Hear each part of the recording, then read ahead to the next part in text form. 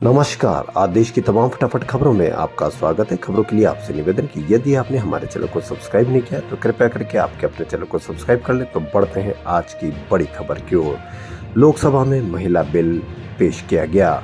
इस बिल की बड़ी बात, बिल में लोकसभा और विधानसभाओं में 33% सीटें महिलाओं के लिए आरक्षित करने का प्रावधान है। इसका मतलब ये हुआ कि अब लोकसभा और विधानसभा में हर तीसरी सदस्य महिला होगी। लोकसभा में इस समय 82 महिला सदस्य। इस बिल के कानून बनने के बाद लोकसभा में महिला सदस्यों की संख्या 181 सीटें महिलाओं के लिए रिजर्व हो जाएगी।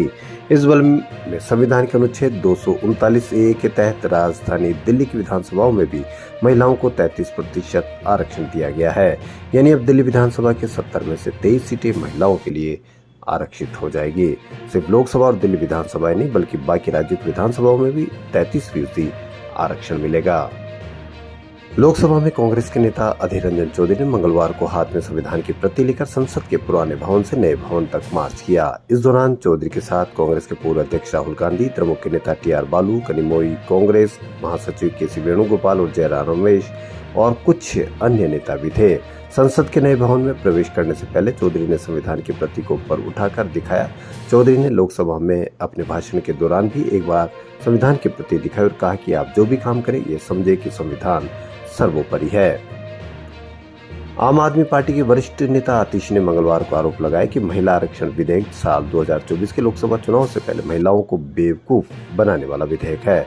सरकार ने संसद के निचले सदन, राज्य विधानसभा और दिल्ली विधानसभाओं में महिलाओं को 1/3 आरक्षण प्रदान करने से संबंधित ऐतिहासिक नारी शक्ति वंदन विधेयक आज लोकसभा में पेश किया। आतिश ने संवाददाता सम्मेलन को संबोधित करते हुए आरोप लगाया कि भारतीय जनता पार्टी को महिलाओं की भलाई और कल्याण में कोई दिलचस्पी नहीं है। उन्होंने कहा कि विधेयक के प्रावधानों को गौर से पढ़ने पर पता चलता है कि ये महिला बेवकूफ बनाओ विधेयक है। नारी शक्ति वंदन बिल आज संसद में पेश हुआ। विशेष सत्र के दूसरे दिन संसद भवन में लोकसभा और विधानसभाओं में महिलाओं को 33% आरक्षण के प्रावधान वाला बिल लोकसभा में पेश किया गया। राज्यसभा में इस मुद्दे पर चर्चा के दौरान विपक्ष के नेता मल्लिकार्जुन खड़गे और वित्त मंत्री निर्मला सीतारमण के बीच जमकर नोकझोंक हुई। मल्लिकार्जुन खड़गे ने इस विधेयक में OBC को शामिल नहीं किए जाने को लेकर सरकार पर सवाल उठाए।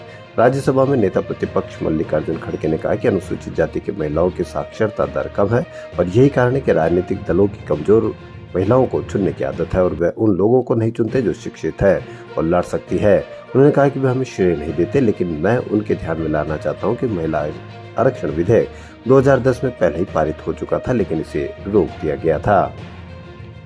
जयपुर के मोती डूंगरी गणेश मंदिर, नहर के गणेश जी, गढ़ गणेश समेत कई मंदिरों में आज गणेश चतुर्थी का जश्न मनाया जा रहा है। मोती डूंगरी गणेश मंदिर में सुबह 4 बजे से ही मंगला आरती के साथ गणेश दर्शन शुरू हुए। भगवान का दूध पंचामृत से अभिषेक किया गया। इसके बाद दिन में अलग अलग समय पर विशेष पूजा अर्चना की गई। मोती डूंगरी के दर्शन करने दूर दराज के इलाकों से भक्त पहुंचे। इसमें पदयात्री नंगे पैर भगवान के दर्शनों के लिए समूह में पहुंचे। गणेश चतुर्थी के मौके पर मोती डूंगरी में भगवान गणेश को सोने का मुकुट धारण करवाया, साथ ही चांदी के सिंहासन पर विराजमान भी किया गया। मोती डूंगरी में दर्शन के लिए पुरुष, महिला और परिवार के लिए अलग अलग व्यवस्था की गई है। तो खबरों में फिलहाल इतना ही। यदि आपको हमारा चैनल पसंद आए तो लाइक, सब्सक्राइब और शेयर अवश्य करें। धन्यवाद।